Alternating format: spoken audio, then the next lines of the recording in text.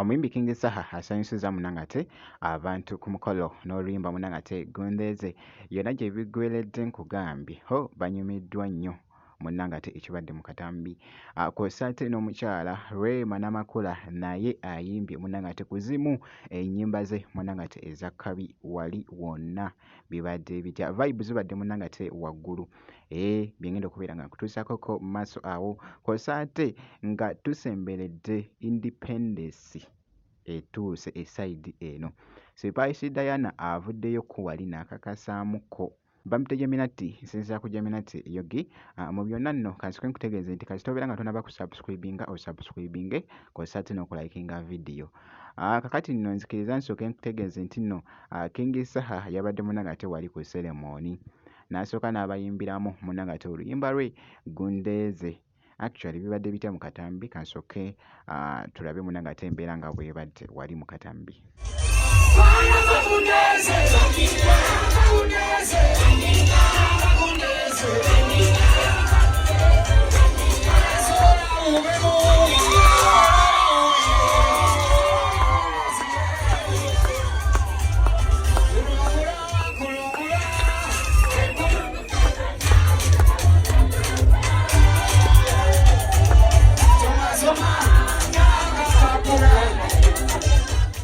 byanyumidde ddala nnyo nga boogeza ku munangate okulaba ku sayidi y'emu ne Rema Namakula esayidi eno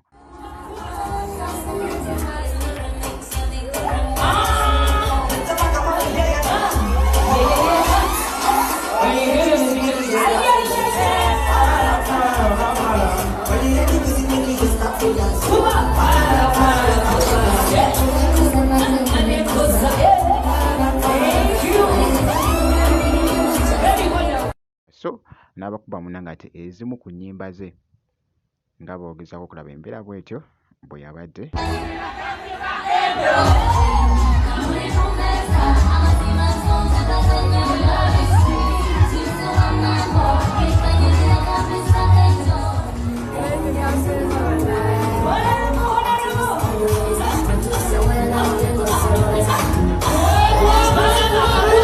omukyala Rema Namakula naye nno bw'ate munnange bwe yayambadde ka dress nako kabadde kalungi nnyo by the way nga boogeza ku munangate okulaba bannange Rema Namakula yabadde ayaka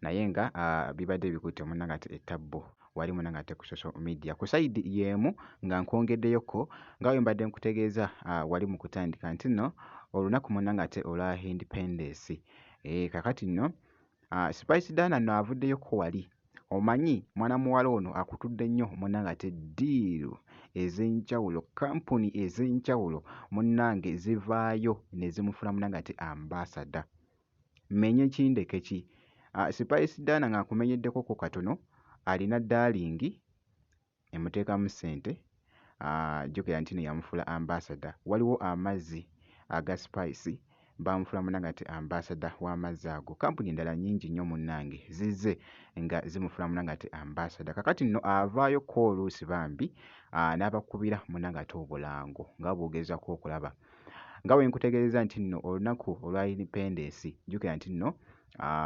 Uganda kakati nno avuddeyo ko wali n'alaga engeri gy'osobola munangate osibamu akaviiriko kw'olwo olunaku ng'okozesa munangate bulandi ya darling nga boogezako okulaba bibadde bitya mu katambi kansooke mbikuwe. Hi everybody, it's your girl Spice Diana, and today you guys should get ready with me as we go to it's Independence, right, in a few days, and I want to get creative with darling hair, and we're doing Independence themed hairstyle. I can't wait. I'm a bit nervous, but I know it's gonna come out well because I trust darling. So it's gonna be black, yellow and red, so you guys, you can imagine. So get ready with me. So guys, this is my salon team from Darling Uganda. Guys, say hi. Oh yes, and right here is Pamoja Max.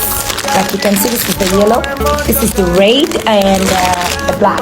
Okay, it's what I'm playing with today because it has a variety of colors. So it's a braid from Darling Uganda. Stay tuned. Hi Hi guys, so today we are going to be doing knotless braids and we are going to be using 3 colors. We have in black up and yellow in the middle and red will be down. So we are going to be using yellow color as the short color in the middle. So you're going to cut that color in 4 pieces. While feeding in this yellow, please remember to trim that black to avoid black into yellow, so because we want these colors to look separate. And as well, while adding the red, also do the same. Please remember to trim yellow because we want these colors to look really neat and different from each color. So after finishing, please get your scissor, trim your braid to look more neater, and get hot water to dip down those braids. And this is our finished look, as you can see. And this is our beautiful client, Spice Diana.